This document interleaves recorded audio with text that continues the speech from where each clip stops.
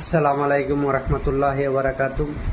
Hello বন্ধুরা, আজকে আমি আপনাদের মাঝে এক গুরুত্বপূর্ণ কথা নিয়ে আসছি, যেটা নাকি আমাদের মাঝে ডেইলি বিপজ্জনক হয়ে দেখা দিতে পারে। সেই কথাটা নিয়ে আসছি।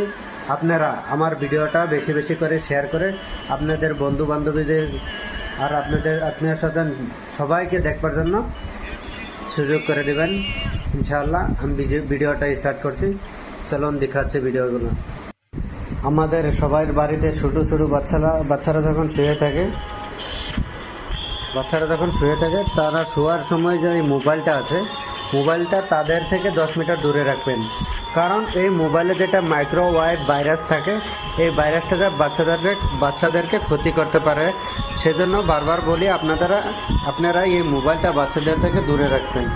বাচ্চাদেরকে দূরে রাখার কারণ এটা হলো, বাচ্চাদের ছোটো বাচ্চাদের মাথাগুলো তাদের নরম থাকার কারণে ভাইরাসগুলো তাদের মাথায় ঢুকে যাওয়ার পরে মাথায় ক্যান্সার হওয়ার সম্ভাবনা থাকে।